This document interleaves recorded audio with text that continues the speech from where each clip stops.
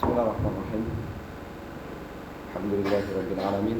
Wala haula wala quwata illa billah. Kita lanjutkan baca kitab Kasyfus Syubuhat di majelis yang ke-9, pertemuan yang ke-9.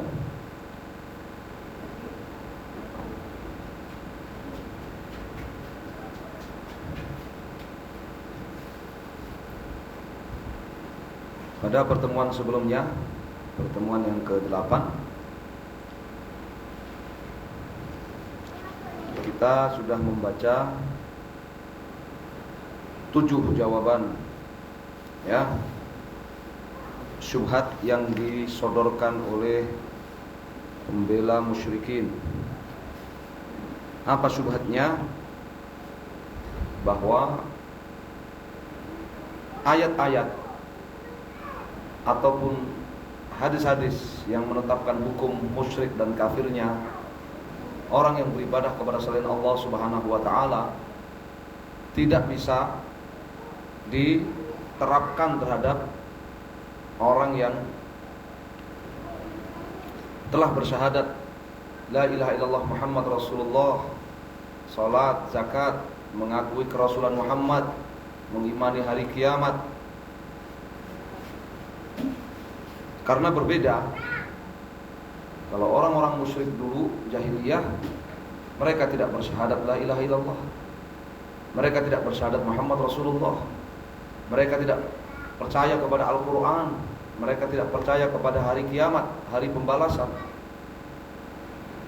Sedangkan orang sekarang yang melakukan ibadah kepada selain Allah, berdoa kepada selain Allah, istighatsah kepada kuburan, istighatsah kepada jin, memberikan sembelihan kurban, sesajian kepada jin dan sebagainya, mereka bersyahadat la ilaha illallah, mereka bersyahadat Muhammad Rasulullah, mereka percaya Al-Quran, bahkan mereka mengkaji dan mempelajari Al-Quran, mereka percaya kepada hari kiamat, bahkan mereka sholat, zakat, haji.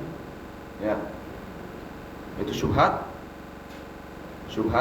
pembela, pengacara orang-orang musyrik. Maka Syekh Muhammad rahimahullah menjawab syubhat itu dengan 7 jawaban, membantah syubhat tersebut dengan 7 jawaban.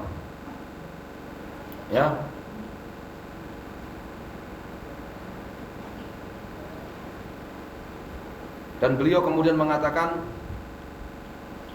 ta'ammal hadhihi syubhah wa hiya qauluhum tukaffiruna muslimin, tukaffiruna unasan yashhaduna an la ilaha illallah wa yusalluna wa yasumun. Perkataan orang-orang yang membela orang yang beribadah kepada selain Allah dengan mengatakan, kalian wahai ahli tauhid, kalian mengkafir-kafirkan kaum muslimin, kalian mengkafir-kafirkan orang-orang yang bersyahadat la ilaha illallah, orang-orang yang melakukan sholat, orang-orang yang berpuasa Ramadan. Ini syubhatnya mereka. Tsumma ta'ammal jawab. Kemudian kata Syekh Muhammad, perhatikan jawaban terhadap syubhat tersebut. Fa innahu min anfa'i ma fi hadhil awraq.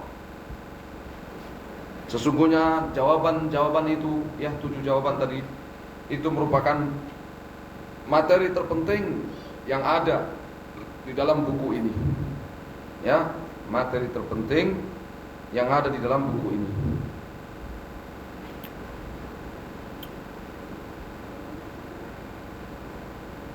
Maka harus diulang-ulang, ya ikhwas sekalian, harus sering-sering dan harus diulang-ulang membaca, ya, jawaban dari syubhat ini, ya. Sebenarnya masih ada jawaban yang lainnya, ya, tapi beliau tunda, ya, beliau tunda. Ya, beliau katakan berikutnya, wa minad dalili ala dzalika aidha, termasuk di antara jawaban terhadap syubhat tadi, ya, termasuk di antara jawaban terhadap syubhat tadi, ma hakallahu an bani Israil, apa yang Allah ceritakan kepada kita tentang Bani Israel, ma'a islamihim wa ilmihim wa salahihim, sementara mereka itulah orang-orang muslim, pengikut Nabi Musa, wa ilmihim, orang-orang yang berilmu, orang-orang yang soleh. Mereka lah Bani Israel, pengikut Nabi Musa alaihissalatu wassalam. Anahum qalu li Musa, mereka berkata kepada Nabiullah Musa alaihissalam, ij'al lana ilahan kama lahum alihah. Ya, sebagaimana surat Al-A'raf ayat 138. Wahai Musa, berikan untuk kami ilah. Ya, kalau kita melihat kepada siyak, melihat kepada rentetan ayat, kita akan tahu bahwa setelah mereka itu selamat dari pengejaran Fir'aun dan menyeberang Laut Merah, kemudian mereka bertemu dengan satu komunitas masyarakat yang menyembah patung. Ya, ya'kufuna ala asnamil lahum, orang-orang yang selalu iktikaf, tirakat, ya, di sekeliling patung-patung. Ya. Maka sebagian Bani Israel, pengikut Nabi Musa ini, berkata kepada Musa, ya, wahai Musa, berikan untuk kami ilah, patung, kama lahum alihah, sebagaimana masyarakat itu mereka memiliki patung-patung yang mereka ibadahi selain Allah Subhanahu wa taala. Ya. Ini mirip, ya, dengan yang terjadi qaulun unasim minas sahabah, yang terjadi pada sebagian dari sahabat Nabi kita Muhammad SAW yang baru masuk Islam. Ya, ketika terjadi perang Fathu Makkah tahun ke-7 Hijriah, Nabi SAW memerangi Makkah, ya, dan penduduk Makkah banyak yang masuk Islam saat itu. Kemudian Nabi SAW menetap di Makkah beberapa hari dan mendapat berita bahwa suku Hawazin yang ada di dekat Makkah telah menyiapkan pasukan besar-besaran untuk melawan Nabi SAW. Maka Nabi SAW, ya, mempersiapkan pasukannya dari kalangan muhajirin dan ansor, ditambah orang-orang Makkah yang baru masuk Islam. Pasukan Nabi SAW saat itu sangat banyak, ya, sampai-sampai, ya, sebagian kaum muslimin berbangga dengan banyaknya jumlah mereka, ya, berbangga dengan banyaknya pasukan mereka, sampai mengatakan apa? Kita tidak akan kalah hari ini. Allah sebutkan dalam surat At-Taubah, wa yauma hunainin idz a'jabatkum kasratukum, dan di hari perang Hunain ketika kalian membangga-banggakan, takjub dengan banyaknya pasukan kalian. Ya. Nah, di perjalanan menuju ke Hunain untuk berperang melawan suku Hawazin ini, sebagian orang yang baru masuk Islam berkata kepada Nabi SAW ketika melewati sidrah, melewati pohon bidara, ya, melewati pohon bidara. Mereka berkata, ya Rasulullah, ij'al lana dzata anwat kama lahum dzatu anwat. Ya. Wa kana lil musyrikin sidrah yuqal laha dzatu anwat. Yaqufuna 'indaha yu'alliquna, ya, aslihatahum. Orang-orang musyrik dulu mereka punya pohon bidara yang dikeramatkan, yang disebut dengan dzatu anwat. Pohon itu disebut dengan dzatu anwat. Ya, dzat itu pohon yang memiliki anwat. Naut itu gantungan. pohon yang memiliki gantungan-gantungan. Mereka biasa tabaruk pada pohon itu. Mereka iktikaf, tirakat di sekeliling pohon itu, semedi di sekeliling pohon itu. Dan mereka biasa menggantungkan senjata-senjata perang mereka, ya, supaya mendapatkan apa? Keberkahan. Ya. Famarana bi sidratin, kami kemudian melewati satu pohon bidara. Ya. Wa nahnu hudatsu ahdin bi kufr. Sahabat ini mengatakan, sementara kami ini baru masuk Islam, baru lepas dari kekafiran. Qulna, kami pun berkata, ya Rasulullah, ij'alana dzata anwat kama lahum dzatu anwat. Wahai Rasulullah, berikan untuk kami pohon dzatu anwat, seperti orang-orang musyrik itu punya pohon dzatu anwat. Fahalafa Nabi sallallahu alaihi wasallam, maka Nabi sallallahu alaihi wasallam pun bertakbir, Allahu akbar, mengingkari ucapan mereka. Allahu akbar, innaha sunnah. Ya, kalian ikut-ikutan umat terdahulu, kalian ikut-ikutan ahlul kitab, kalian ikut-ikutan Bani Israel. Waladi nafsu Mu'adzin biyadihi, ya, demi Allah, kultum kama qala Bani Israel Musa. Ucapan kalian ini seperti ucapan Bani Israel kepada siapa? Nabi Musa. Ij'al lana ilahan kama lahum alihah. Ya, wahai Musa, berikan untuk kami patung sebagaimana orang-orang yang kita temui di, ya, pesisir Laut Merah itu memiliki patung-patung yang mereka ibadahi. Ya.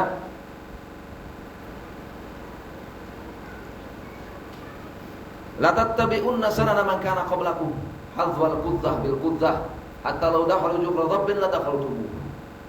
Kata Nabi SAW, sungguh sebagian besar kalian benar-benar akan mengikuti orang-orang sebelum kalian, yaitu Bani Israel, sedikit demi sedikit sampai sama persis dengan mereka. Sampai pun jika mereka masuk ke lubang dhab, kalian akan mengikutinya. Ya.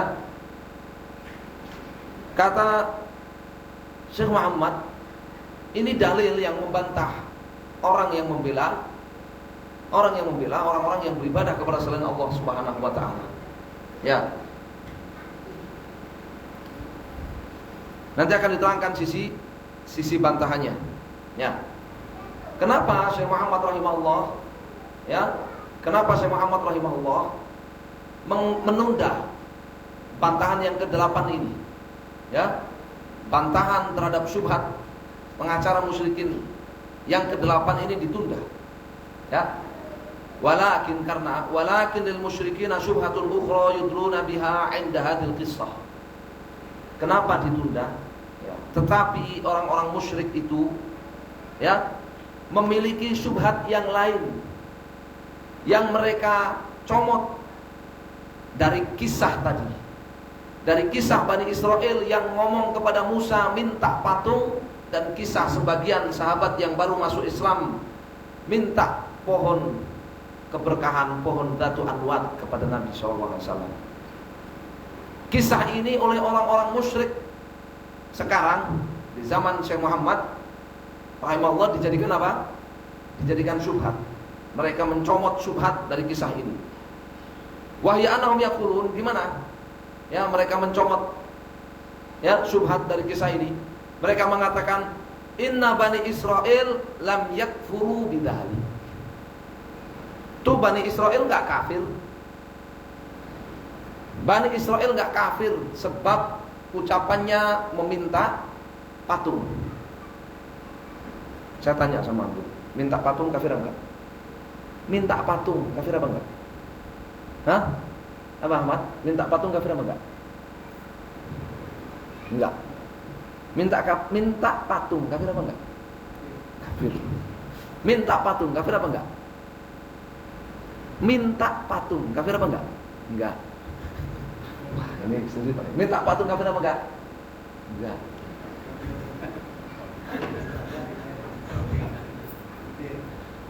Bang Ribu, minta patung kafir enggak? Minta patung kafir apa enggak? Dia minta patung kafir apa enggak? Enggak. Gimana Pak De? Kafir.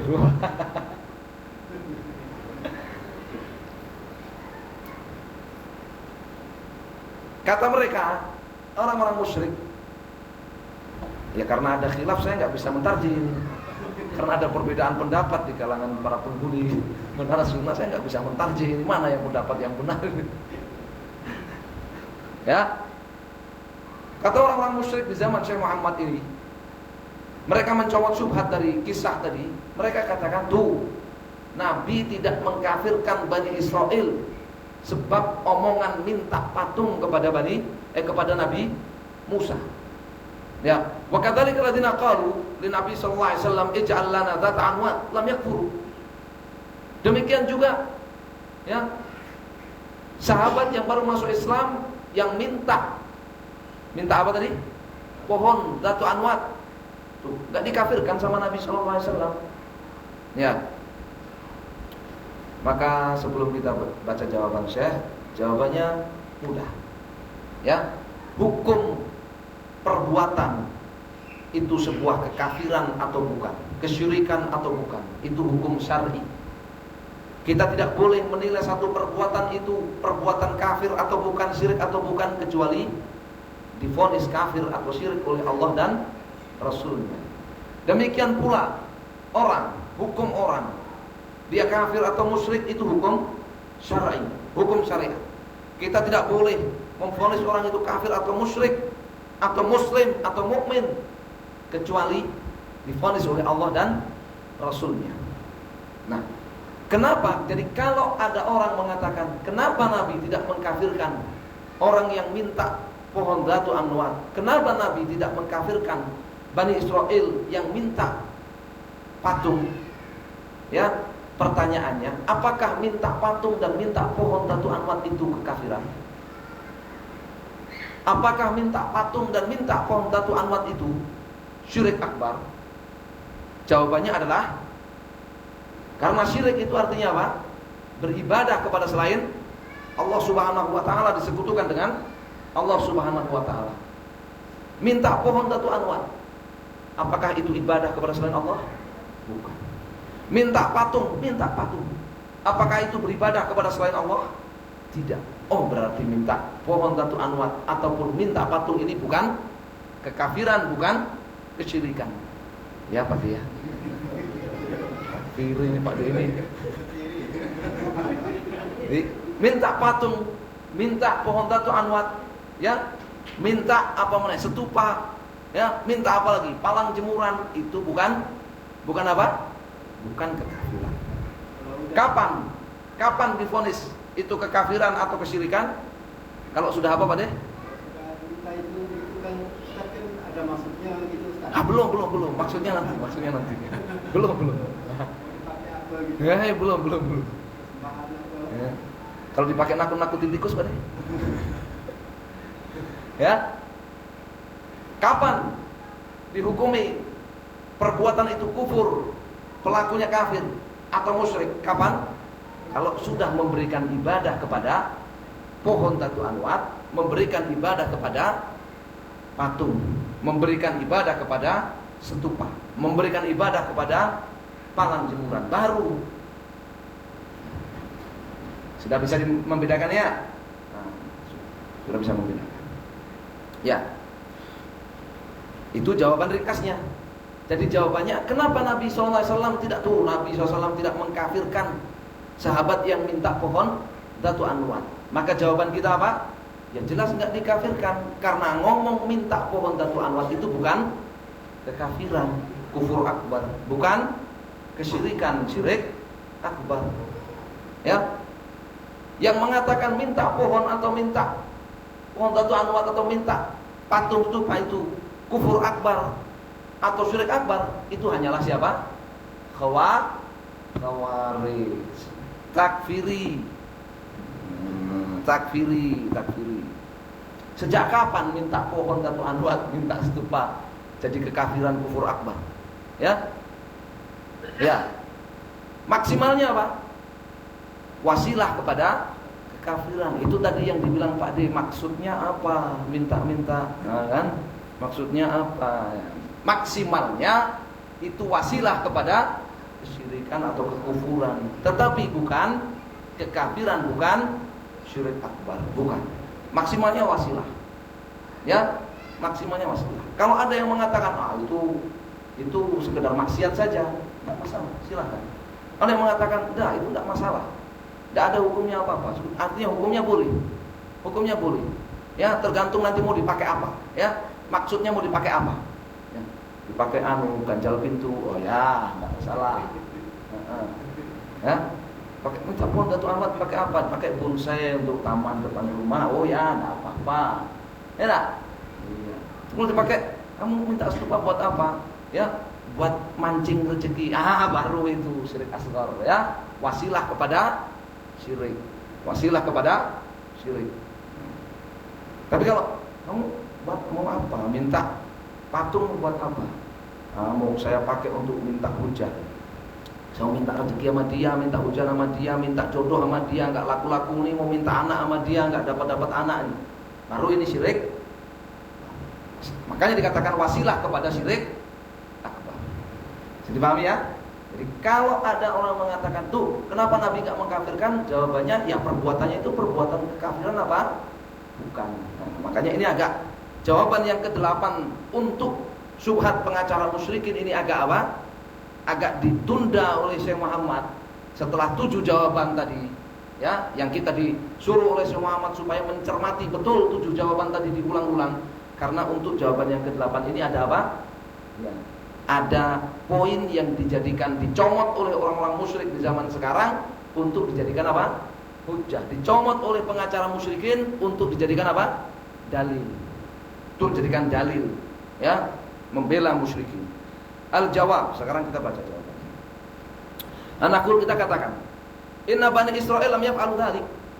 Ya kenapa Nabi nggak mengkafirkan? Nabi Musa nggak mengkafirkan Bani Israel? Karena Bani Israel tidak melakukan ibadah kepada patung itu. Ya kan? Karena Bani Israel tidak melakukan apa?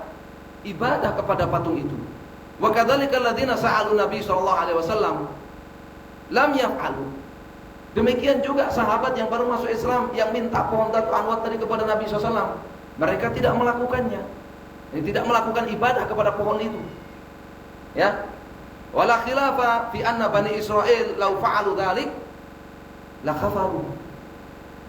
Tidak ada perbedaan pendapat di kalangan kaum muslimin. Seandainya Bani Israel itu melakukan ibadah kepada patung yang dia minta itu, sebagian sahabat Nabi yang baru masuk Islam itu melakukan ibadah kepada pohon Datuk Anwar tadi, tidak ada khilaf di kalangan kaum muslimin, kata beliau, bahwa mereka apa? Lau fa'alu dzalik lakafaru. Kalau mereka melakukan itu, maka mereka kafir. Itu tidak ada khilaf. Kenapa enggak dikafirkan? Karena mereka tidak melakukan ibadah kepada patung itu, tidak melakukan ibadah kepada pohon Datuk Anwar itu. Mereka tidak melakukan kekafiran, tidak melakukan kesyirikan. Masa kita dipaksa suruh mengkafirkannya? Ya, tidak boleh. Ya. Wa kadzalika la khilafa fi anna alladziina nahamu Nabi sallallahu alaihi wasallam law lam yuti'uhu wattakhadhu dzata anwatin ba'da nahyi lakafaru. Demikian juga sahabat yang baru masuk Islam yang mereka minta, ya, Datuk Anwar kepada Nabi SAW, kemudian dilarang oleh Nabi SAW dengan larangan yang tegas dan keras sampai Nabi bertakbir. Kalau mereka tidak mentaati Nabi SAW, tetap mengambil pohon Datuk Anwar, kemudian diibadahi seperti orang-orang musyrik beribadah kepada pohon Datuk Anwar itu, setelah dilarang oleh Nabi SAW, niscaya mereka akan kafir. Tidak ada perbedaan di kalangan kaum muslimin, mereka kafir. Bahada wal maktub. Ya, ini dia. Ya, ini dia barakallahu fikum, ya, yang kita ingin jelaskan. Walakin hadhil qissah tufid, tetapi kisah Bani Israel, orang-orang yang alim soleh, orang-orang yang menyertai Nabi di antara ulul azmi minar rusul, ya, demikian pula orang-orang sahabat yang baru masuk Islam menyertai Nabi SAW dalam jihad fisabilillah. Kemudian mereka, Bani Israel, minta patung, sahabat Nabi minta apa? Pohon bidara Datuk Anwar. Ini memberikan pelajaran kepada kita, annal muslim, bahwa seorang muslim, balil alim, ya, bahkan seorang yang alim, qad yaqa'u fi anwa'in minasyirki wa huwa la yadri anha. Ya, mungkin untuk terjatuh pada perbuatan syirik dalam keadaan tidak menyadarinya. Kata di dalam Syarah Syekh Shaleh di sini ya, di dalam Syarah Syekh Shaleh sini ya, saya catat juga dalam Syarah Syekh Shaleh Al-Syekh, beliau katakan ay qad yaqa'u fi anwa'in minal kalimat tuaddi ila syirik. Ya. Seorang muslim, bahkan orang alim sekalipun seperti Bani Israel tadi kan, seorang muslim yang soleh, yang alim sekalipun, boleh jadi dia akan terjerumus ke dalam ucapan-ucapan, perkataan-perkataan yang mengantarkan kepada kesyirikan. Wa huwa la yadri, sementara dia tidak mengetahuinya, tidak menyadarinya. Ini penting ya, kalau membaca suatu matan itu dibaca syarahnya, dibaca penjelasannya. Ya. Fatufidul luzuma ta'allum. Jadi kisah tadi memberikan pelajaran kepada kita. Ya, Bani Israel yang alim, yang soleh, menyertai Nabi Musa, para sahabat menyertai Nabi Muhammad, berjihad dan sebagainya, soleh. Mungkin untuk apa? Terjerumus dalam kalimat-kalimat, ucapan-ucapan, perkataan-perkataan yang mengantarkan kepada kesyirikan dalam keadaan dia tidak menyadarinya. Dalam keadaan dia tidak menyadarinya. Ya. Fatufidul luzumat ta'allum wa taharrus wa ma'rifata anna qaulal jahil at-tauhid fahimna ana hadza min akbaril jahli wa makaidis syaitan. Maka ini memberi pelajaran kepada kita, ya, untuk kita luzum ta'allum, terus menerus mempelajari tauhid, wa taharrus, terus menerus berusaha menghindarkan diri kita dari hal-hal yang mengantarkan kepada kesyirikan, apalagi kesyirikan. Ya, taharrus, luzum, ini memberi pelajaran kepada kita untuk terus menerus mempelajari tauhid, untuk terus menerus menghindarkan diri kita dari hal-hal kesyirikan, hal-hal yang mengantarkan kepadanya. Wa ma'rifat, dan kita juga mendapatkan pelajaran, pengetahuan anna qaulal jahil, bahwa orang jahil yang mengatakan tauhid fahimna, sudah selesai, cukup, sudah belajar tauhidnya, kita udah paham tauhid, udah usah belajar tauhid terus, kita udah paham tauhid, sudah. Ini adalah perkataan orang bodoh, perkataan orang apa? Orang bodoh, orang jahil. Ana hadza min akbaril jahil. Bahkan perkataannya ini merupakan perkataan yang apa? Kejahilan yang sangat besar. Min akbaril jahil. Ya. Kejahilan yang sangat besar. Wa makaidis syaitan, dan ini merupakan apa? Makar setan. Udahlah, jangan belajar tauhid terus. Jangan dakwah terus. Ini makar setan. Ingat ya, pertemuan pertama kisah sejarah dakwah tauhid. Kesyirikan terjadi pertama kali di muka bumi, dilakukan oleh umat manusia, anak cucu Adam. Apa? Ilmu tauhid sudah tergerus, sudah hilang. Ya, generasi-generasi orang soleh sebelum kita sudah nggak ada, ilmu tauhid sudah tergerus, sudah hilang. Oh bidat, maka patung-patung Wat, Suwa, Ya'uq dan Nasr itu pun diibadahi selain Allah Subhanahu wa ta'ala. Ya, Nabi SAW mengatakan dalam Sahih Bukhari, ya, la taqumus saah, wanita Yaman itu unta tawaf berkeliling, ya, tawaf berkeliling apa? Tawaf mengelilingi Dzul Khalasah, berhala Dzul Khalasah. Ilmu tauhid sudah apa? Tergerus, habis hilang. Ya, ilmu tauhid tergerus, habis hilang. Ya, ini bahayanya. Ya, bahayanya kalau di tengah masyarakat atau kalau individu dan masyarakat itu kehilangan ilmu, terlebih lagi itu ilmu tauhid. Maka ini memberi pelajaran. Ya, kita harus terus menerus belajar tauhid. Kita harus terus menerus menjaga diri dari hal-hal yang membatalkan tauhid, dan kita harus selalu ingat bahwa perkataan selesai sudah tauhid, ya, kita sudah paham tauhid, ini merupakan perkataan yang sangat-sangat bodoh, dan ini merupakan makar dari setan. Ini merupakan makar dari setan. Ya. Ya, tapi sebagian orang begitu. Ya. Kata Syekh Muhammad bin Ibrahim di catatan kaki, wa hadhil kalimah sadarat min ba'di talabah. Ucapan tadi itu sempat terlontar dari sebagian orang yang ngaji. Ya, kamu udah paham tauhid. Ya, udah cukup, jangan belajar tauhid terus. Kamu udah paham tauhid. Ini sempat terucap oleh sebagian ya thalabah, sebagian orang yang ngaji. Lamma kathurat tadris fit tauhid wa ya matnihi au kutubi nahwihi saimu ya. Ketika pelajaran tauhid itu terus diulang-ulang, bahkan pelajaran-pelajaran tauhid itu ya banyak durasinya, maka ada sebagian ya orang ngaji itu terlontar ucapan tadi. Ya, tauhid lagi. Udahlah, kita udah paham tauhid. Ya. Saimu, mereka bosan. Ya, wa aradu al-qira'ah fi kutubin ukhra. Mereka ingin belajar buku yang lain. Kita belajar. Qila innahum minal murasilin. Ya. Fanaqama 'alal musannif fi hadzal qaul. Maka akhirnya Syekh Muhammad jengkel dengan ucapan itu. Ya, Syekh Muhammad kemudian apa? Jengkel dengan ucapan itu. Ya. Yani ana kama fahimtah hatta al-an. Sampai saya mengatakan kamu belum paham tauhid sampai sekarang. Kamu belum paham tauhid sampai sekarang. Ya. Faqala Syekh dzalika limunabbihahu. Saya mengatakan itu untuk mengingatkan mereka bahwa yang namanya ilmu tauhid, kebutuhan kita terhadap ilmu tauhid itu tidak ada istirahatnya. Kita terus butuh kepada at-tauhid. Ya, butuh kepada tauhid, butuh kepada pengamanan tauhid. Ya. Itu dibuktikan oleh Nabi SAW. Bagaimana Nabi SAW mengajarkan umatnya, ya, mulai dari bangun tidur sampai tidur lagi, ya, untuk mengucapkan kalimat-kalimat tauhid, ya, untuk mengucapkan kalimat-kalimat apa?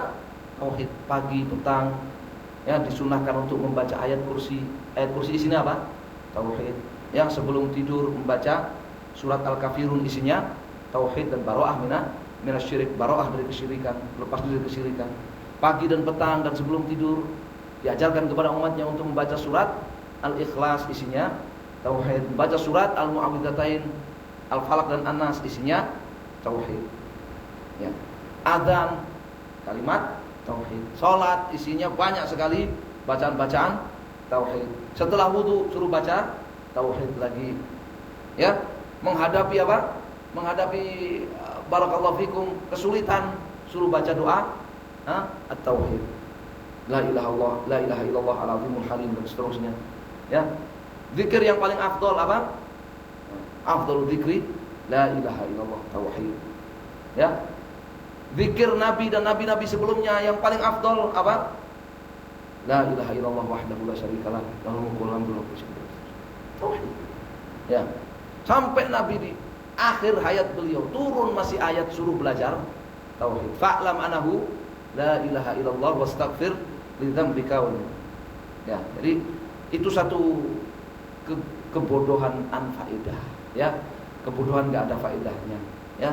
Mengatakan tauhid lagi, tauhid sudahlah. Jangan tauhid teruslah, ganti pelajarannya. Ya. Ini kebodohan yang enggak ada faedahnya. Bahkan Syekh Shalih Al-Fauzan di catatan kaki terhadap Qurratul Uyun Al-Muwahhidin, beliau mengatakan yukhsha alaihi apa? Ar-riddah. Dikhawatirkan orang yang mengatakan, aduh, kajian tauhid lagi. Ini dikhawatirkan dia murtad. Ya, karena orang yang bosan dan tidak suka kepada tauhid itu hanyalah orang-orang kafir. Assalamualaikum. Gitu kan?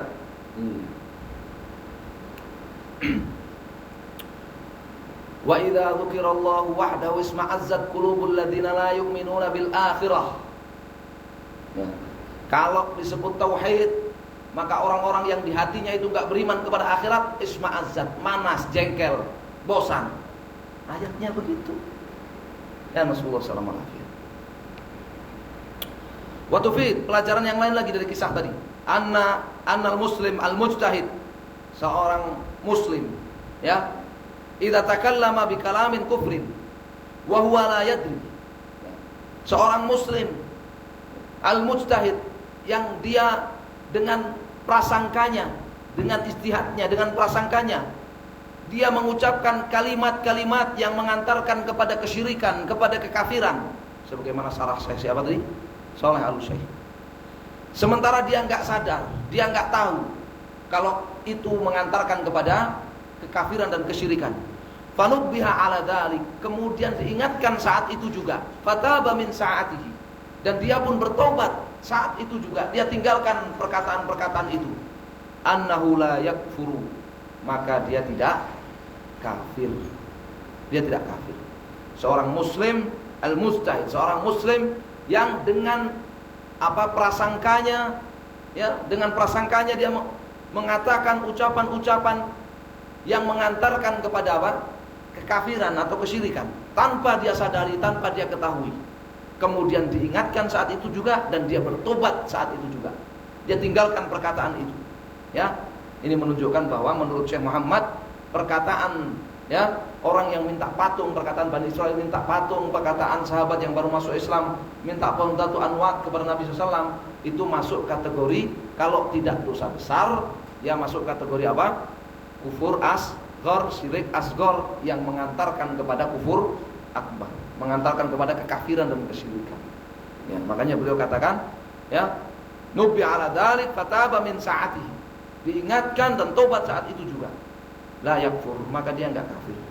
Kama fa'ala Banu Israil waladina sa'alu Nabi SAW, sebagaimana, ya, dilakukan oleh Bani Israel dan sebagaimana dilakukan oleh orang-orang yang baru masuk Islam yang minta kepada Nabi SAW. Nah, di kitab Tauhid, di pelajaran-pelajaran kitab Tauhid, di fawaid masail kitab Tauhid, Syekh Muhammad bin Abdul Wahab, ya, ketika membawakan kisah pohon Datu Anwat tadi, ya, pohon keberkahan tadi, itu beliau menjelaskan bahwa perkataan mereka itu syirik asghar, mengantarkan kepada kesyirikan dan kekafiran. Bukan kesyirikan dan kekafiran itu sendiri, bukan, tapi mengantarkan ke sana. Ya. Wa tufidu aidan, pelajaran yang lain lagi dari kisah tadi. Pelajaran-pelajaran ini membantah apa? Membantah pengacara musyrikin. Ya, membantah pembela musyrikin. Annahu lam yakfur, meskipun tidak kafir. Meskipun tidak kafir, orang yang minta patung tadi, orang yang minta pohon Datu Anwat tadi, meskipun tidak kafir, fa innahu yughalladu alaihi al-kalam taqlidan shadidan. Maka diingkari dengan kalimat-kalimat yang sangat tegas dan keras. Meskipun tidak kafir, tetapi tetap diingkari dengan kalimat-kalimat yang apa? Tegas dan keras. Kama fa'ala Rasulullah SAW, seperti yang dilakukan Rasulullah SAW. Rasulullah dengan sangat keras mengingkari perkataan itu sampai mengatakan apa? Allahu Akbar. Satu, inna sunan, sungguh itu adalah jalan orang-orang jahiliyah. Walladzi nafsu Muhammadun biyadihi, demi Allah. Ini kan kalau di dalam kalangan Arab itu artinya orang sudah jengkel banget, marah besar, sampai takbir, ya, sampai disebutkan itu kemungkaran, sampai disebutkan itu apa? Dengan sumpah.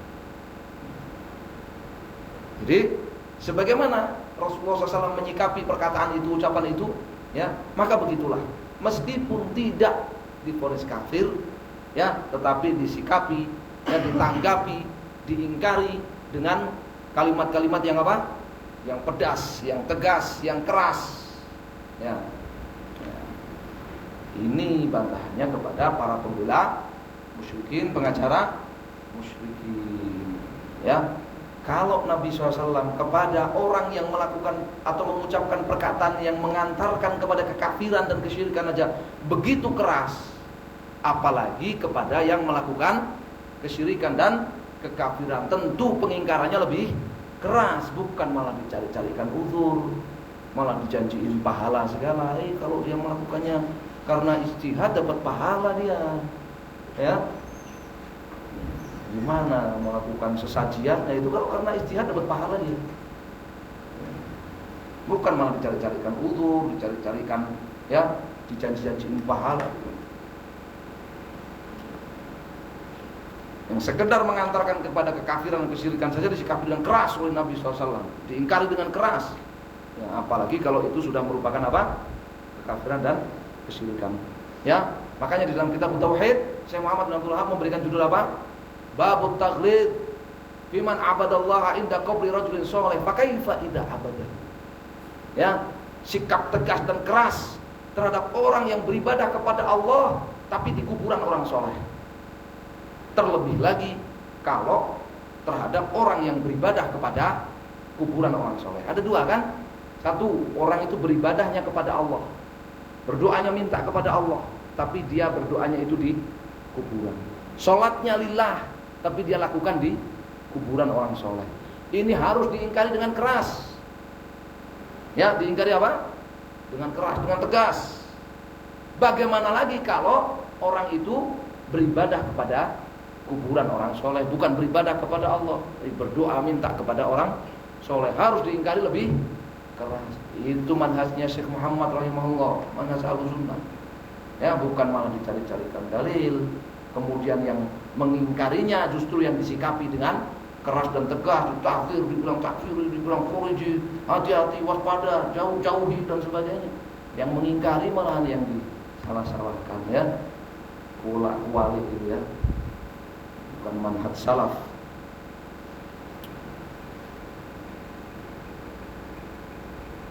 Walil musyrikin syubhatun ukhra. Orang-orang musyrik dan para pembelanya itu mereka memiliki syubhat yang lain lagi. Kita beralih kepada syubhat yang lain lagi dan jawabannya. Yaqulun, mereka mengatakan inna Nabi sallallahu alaihi wasallam ankara ala Usamah qatla man qala la ilaha illallah. Ya. Nabi sallallahu alaihi wasallam mengingkari Usamah, ya. Kita sampai 4:30 saja, ya, untuk sore ini, ya, insyaallah. Selanjutnya nanti kita lanjutkan pada maghrib. Baik. Syubhat yang lain yang disodorkan oleh orang-orang musyrik, ya, dan ini juga dipakai oleh pengacara pembela orang-orang musyrik, sebagaimana disebutkan oleh Syekh bin Baz. Ya. Apa? Kata mereka, Nabi SAW mengingkari Usamah ibnu Zaid radhiyallahu taala anhu yang membunuh orang yang mengucapkan la ilaha illallah. Jadi ketika di tengah medan perang, sedang sengit-sengitnya perang, si orang musyrik ini kalah. Ketika mau ditebas lehernya oleh Usamah, orang itu bersyahadat, la ilaha illallah Muhammad Rasulullah. Tapi oleh Usamah tetap dipenggal, tetap ditebas lehernya. Maka berita itu sampai kepada Nabi SAW, dan Nabi SAW memanggil Usamah dan mengingkari Usamah sampai 3 kali. Aqatal tahu ba'da ma yaqul la ilaha illallah. Kamu tetap membunuhnya padahal dia sudah mengucapkan la ilaha illallah. Kamu tetap membunuhnya padahal dia sudah mengucapkan la ilaha illallah. Aqatal tahu ba'da an qala la ilaha illallah sampai 3 kali. Ya. Ini dijadikan syubhat oleh orang-orang musyrik dan pembelanya. Ya. Wa kadzalika qauluhu, demikian pula sabda Nabi SAW dalam hadis yang lain. Ini syubhat, dalil dari syubhat itu. Umirtu an uqatilan nas hatta yaqulu la ilaha illallah. Nabi bersabda, aku diperintahkan untuk memerangi orang-orang musyrik. Nas di sini maksudnya orang-orang musyrik. Aku diperintahkan untuk memerangi orang-orang musyrik sampai mereka mengucapkan la ilaha illallah. Wa ahaditsu ukhra fil kaf aman qalaha. Dan hadis-hadis yang semakna dengan itu, semisal dengan itu, yang menunjukkan apa? Kita wajib menahan diri, tidak boleh menyakiti, apalagi mengkafirkan, membunuh, memerangi orang yang telah mengucapkan apa? La ilaha illallah, orang yang bersyahadat. Sisi syubhatnya gimana? Muradu haulail jahalah. Ya. Maksud orang-orang jahil itu yang berdalil dengan hadis-hadis tadi, anna man qalaha la yakfur wa la yuqtal walau fa'ala ma fa'ala. Kata mereka, hadis-hadis ini memberikan pelajaran kepada kita bahwa siapapun yang telah mengucapkan la ilaha illallah, ya, maka tidak boleh divonis kafir, dia tidak akan kafir, tidak boleh diperangi apapun yang dia lakukan. Karena Nabi SAW mengingkari Usamah bin Zaid yang membunuh orang musyrik yang telah mengucapkan la ilaha illallah. Nabi SAW, ya, beliau sabdakan, aku diperintahkan memerangi orang-orang musyrik sampai mereka apa? Bersyahadat la ilaha illallah. Ya. Ini menunjukkan kalau orang sudah mengucapkan la ilaha illallah, ya, maka tidak boleh dikafirkan, tidak boleh dihukum mati, tidak boleh dibunuh, walau fa'ala ma fa'ala, apapun yang dia lakukan. Sedangkan kamu wahai ahli tauhid, kamu mengkafirkan orang yang mengucapkan la ilaha illallah. Ya. Kamu membunuh orang yang mengucapkan la ilaha illallah. Kamu memerangi orang yang mengucapkan la ilaha illallah. Bagaimana jawabannya? Ya. Fayuqalu li haula'il musyrikin al-juhal. Maka kita katakan kepada orang-orang musyrik yang jahil ini, ya, ahlu sunnah itu mengatakan, ya, ada golongan musyrik jahil itu ada.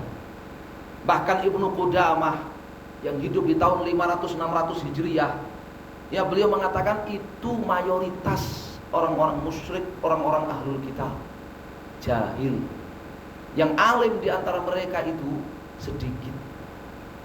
Jadi di sisi ahlu sunnah, ya, di dalam akidah ahlu sunnah itu ada golongan musyrik jahil. Sedangkan di golongan para pembela dan pengacara musyrikin itu tidak ada yang namanya musyrik jahil. Kalau divonis musyrik berarti dia sudah alim, sudah tahu, bukan jahil lagi. Dia sudah tahu kalau sampai divonis musyrik, ya, sudah tegak hujah bahasa mereka. Apa artinya sudah tegak hujah? Sudah mengetahui, sudah alim, sudah mengetahui dalam perkara itu. Tetapi, ya, mereka mengingkari adanya golongan musyrik jahil. Musyrik yang jahil akan kesyirikannya, dia mengingkari mereka. Tapi ahlu sunnah tidak. Kalangan ahlu sunnah sebagaimana ditegaskan oleh siapa tadi? Ibnu Qudamah Al-Hambali, ya. Demikian juga Ibnu Qayyim di dalam Thariqul Hijratain. Ibnu Qudamah menyebutkannya di Raudhatun Nadir, kitab usul fiqh. Ya, Ibnu Qayyim menyebutkannya di kitab Thariqul Hijratain. Ya. Ibnu Taimiyah banyak sekali macam fatwa menyebut orang-orang jahil musyrik. Ya, banyak sekali. Tapi kalian ini jahil musyrik, banyak. Ya. Nah, di sini Syekh Muhammad mengatakan apa? Ya. Bayuqalu haula'il musyrikin al-juhal. Kita katakan kepada orang musyrik yang jahil itu, ya, ada orang musyrik jahil. Ya. Maklum anna Rasulullah SAW qatalal Yahud. Kan itu hal yang dimaklumi. Orang semuanya sudah tahu kalau Nabi SAW itu memerangi orang-orang Yahudi dan Nasrani, wasabahu. Nabi SAW memerangi Yahudi, Nasrani dan menjadikan yang hidup di kalangan mereka sebagai tawanan perang. Wahum yaquluna la ilaha illallah. Padahal orang Yahudi Nasrani di zaman Nabi SAW itu mereka mengucapkan la ilaha illallah, sebagaimana disebutkan dalam surat Ali Imran. Qul ya ahlal kitab ta'alu ila kalimatin sawa'in bainana wa bainakum. Ini, ya, para ulama menyebutkan ayat ini menunjukkan bahwa orang-orang ahlul kitab di zaman Nabi SAW itu mereka mengucapkan la ilaha illallah.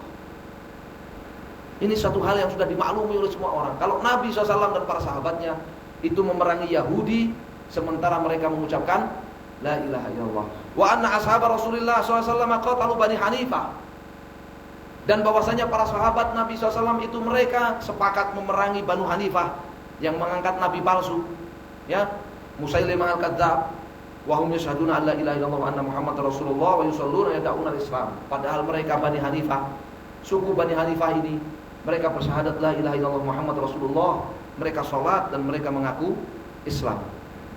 Wa kadzalika alladziina harraqahum Ali bin Abi Thalib bin nar. Demikian pula orang-orang yang dibakar hidup-hidup oleh Ali bin Abi Thalib. Wa haula'il jahalah muqirrun. Ya, demikian pula orang-orang yang dibakar hidup-hidup oleh Ali bin Abi Thalib. Mereka juga bersyahadat la ilaha illallah. Ya. Ini jawabannya. Kamu kan bilang hadis-hadis tadi, kisah Usama, kemudian hadis aku diperintahkan memerangi orang-orang musyrik sampai mereka mengucapkan la ilaha illallah. Itu memberikan pelajaran, itu dalil. Kalau orang sudah mengucapkan la ilaha illallah, enggak boleh dikafirkan, enggak boleh diperangi. Apapun yang dia lakukan tuh buktinya Nabi SAW memerangi Yahudi. Padahal Yahudi mengucapkan la ilaha illallah. Para sahabat Nabi dipimpin oleh Abu Bakar As-Siddiq, ya, memerangi siapa? Bani Hanifah. Padahal mereka bersyahadat la ilaha illallah, bahkan lebih dari sekedar bersyahadat. Mereka juga sholat, mereka juga mengaku Islam. Ya. Demikian pula tuh yang dibakar hidup-hidup oleh Ali, dikafirkan oleh Ali bin Abi Thalib dan para sahabatnya dibakar hidup-hidup. Mereka juga bersyahadat la ilaha illallah. Apa Nabi, sahabat-sahabat Nabi, ya, Abu Bakar As-Siddiq dan para sahabatnya, kemudian Ali bin Abi Thalib dan pasukannya, berarti mereka telah melanggar sabda Nabi SAW, aku diperintahkan untuk memerangi orang musyrik sampai mereka mengucapkan la ilaha illallah. Atau kamu yang gagal paham? Ya. Wa haula'il jahala mukirrun anna man ankara al-ba'ats kafar wa qutil walau qala la ilaha illallah. Demikian juga kamu kan mengakui kalau orang itu meskipun sudah mengucapkan la ilaha illallah kemudian dia mengingkari hari kiamat, apa hukumnya? Kafir kan? Kamu kan mengakui hal itu. Ya. Wa anna man jahada syai'an min arkanil Islam kafar wa qutil walau qalaha. Demikian juga kamu kan mengakui kalau ada orang sudah mengucapkan la ilaha illallah tapi mengingkari kewajiban sholat, maka dia apa? Dia kafir dan penguasa kaum muslimin punya wewenang untuk mengeksekusi mati dia. Kamu kan mengakui itu? Iya, dia mesti jawab begitu. Fa kaifa la tanfa'uhu idza jahada far'an minal furu' wa tanfa'uhu idza jahada tauhid alladhi huwa asasu dinir rasul wa rasuluh. Bagaimana bisa orang mengingkari kewajiban sholat yang itu merupakan cabang, kewajiban sholat yang itu merupakan cabang, bukan asluddin, bukan asas Islam, maka ucapan la ilaha illallah kafir, sehingga ucapan la ilaha illallahnya tidak bermanfaat. Sedangkan kalau mengingkari tauhid dengan melakukan syirik, ya, maka tidak kafir karena dia sudah mengucapkan la ilaha illallah. Mestinya kalau melakukan syirik, mengingkari tauhid, ya, tidak kafir karena dia sudah mengucapkan la ilaha illallah. Demikian juga kalau dia mengingkari yang lebih ringan dari tauhid, dia mengingkari kewajiban sholat, nggak kafir dong. Kalau dia sudah mengucapkan la ilaha illallah, mestinya kan begitu, ya kan? Mestinya begitu. Masa, ya, mengingkari kewajiban sholat kafir, padahal dia sudah mengucapkan la ilaha illallah. Mengingkari tauhid nggak kafir. Kenapa? Dia sudah mengucapkan la ilaha illallah. Nah, ini kebalik-balik ini, ya, kebalik-balik, ya. Walakin a'da Allahi ma fahimu ma'nal ahadits walam yafhamu. Tetapi sayangnya musuh-musuh Allah itu mereka enggak paham, mereka gagal paham terhadap kisah Usamah yang membunuh orang yang bersyahadat la ilaha illallah di hadapannya. Ya, mereka enggak paham, ya, hadis aku diperintahkan memerangi orang musyrik sampai mengucapkan la ilaha illallah. Mereka enggak paham, walam yafhamu, dan mereka tidak akan mau memahaminya. Mereka akan mau memahaminya dengan baik. Itu yang disayangkan. Walakin, tapi sayang, namanya musuh-musuh Allah itu nggak akan paham. Ya, namanya musuh-musuh Allah itu nggak akan paham. Ya. Sebagian pembela pengacara musyrikin, ya, insyaallah nanti kita lanjutkan pada maghrib 4:30. Sebagian pembela musyrikin, ya, mereka memakai hadis Usamah ini untuk membela orang yang beribadah kepada selain Allah Subhanahu wa taala dan untuk menuduh ahli tauhid sebagai khawarij. Padahal dia yang khawarij. Dia katakan apa? Tuh, Nabi tidak mengkafirkan Usamah. Ya, kata ini Usamah bin Zaid, ya, dia membunuh orang musyrik yang telah mengucapkan la ilaha illallah di hadapannya. Tuh, Nabi enggak mengkafirkan Usamah, kata dia. Kenapa? Karena Usamah melakukan takwil. Usamah melakukan apa? Takwil. Usamah salah tafsir, salah prasangka. Maka begitu juga maksud dia. Kalau orang beribadah kepada selain Allah karena salah prasangka, karena jahil, karena sekedar ikut-ikutan, tidak dikafirkan juga mestinya. Itu buktinya Usamah salah tafsir, salah takwil, salah prasangka, enggak dikafirkan oleh Nabi SAW. Jawabnya gimana? Ada yang bisa jawab? Dia yang khawarij. Sejak kapan membunuh orang yang berla ilaha illallah itu kufur akbar? Sejak kapan? Apakah perbuatan Usamah membunuh orang yang berla ilaha illallah itu kekafiran? Bukan. Makanya Nabi enggak mengkafirkannya. Bukan karena Usamah itu salah takwil, karena Usamah itu tidak tahu makna yang sebenarnya, Usamah itu salah prasangka, bukan. Kenapa enggak dikafirkan oleh Nabi SAW Usamah?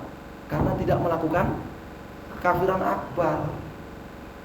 Nah, kalau kamu katakan tuh Usamah enggak dikafirkan oleh Nabi SAW, kenapa? Karena dia salah takwil, dia salah tafsir. Oh, khawarij ente menganggap perbuatan Usamah itu apa? Perbuatan kufur akbar. Khawarij itu sejak kapan perbuatan membunuh orang la ilaha yang bersyahadat la ilaha illallah itu kufur akbar? Membunuh orang Islam, membunuh orang Islam yang lain, hukumnya apa? Kekafiran atau dosa besar? Dosa besar. Dalam Al-Quran banyak sekali ayatnya, ya kan?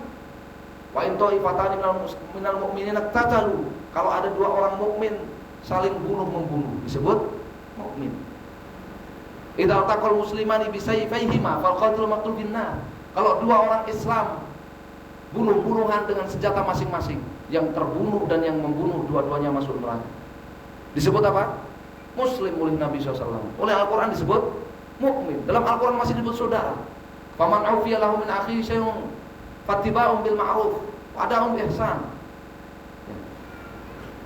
Si pembunuh oleh Allah Subhanahu wa taala masih disebut saudara keluarga yang dibunuh. Saudara apa? Saudara seiman. Siapa yang mengatakan atau siapa yang berakidah, berpendapat kalau melakukan dosa besar diantaranya itu membunuh, itu adalah kufur akbar, Khawarij, sudah selesai. Inti yang Khawarij, ya, inti yang Khawarij. Nah, jadi dia menggunakan kisah Usama ini ingin membela orang yang beribadah kepada selain Allah dengan mengatakan tuh Usama nggak dikafirkan. Kenapa orang yang beribadah kepada selain Allah itu nggak dikafirkan, nggak boleh divonis musyrik? Karena boleh jadi dia ikut-ikutan, boleh jadi dia salah tafsir, salah takwil. Tuh buktinya Usama bin Zaid, ya, nggak dikafirkan oleh Nabi SAW ketika membunuh orang yang bersyahadat la ilaha illallah karena salah takwil. Ngawur, ya. Kamu Khawarij, kamu menuduh Usama melakukan kufur akbar, ya. Jadi nasallahu alaihi wasallam. Ini ya tentang syubhat ya orang musyrik dan pembelanya, ya, mereka mengatakan ya orang kalau sudah mengucapkan la ilaha illallah maka tidak boleh dikafirkan, tidak boleh dieksekusi mati, ya, tidak boleh diperangi apapun yang dia lakukan. Dalilnya mana?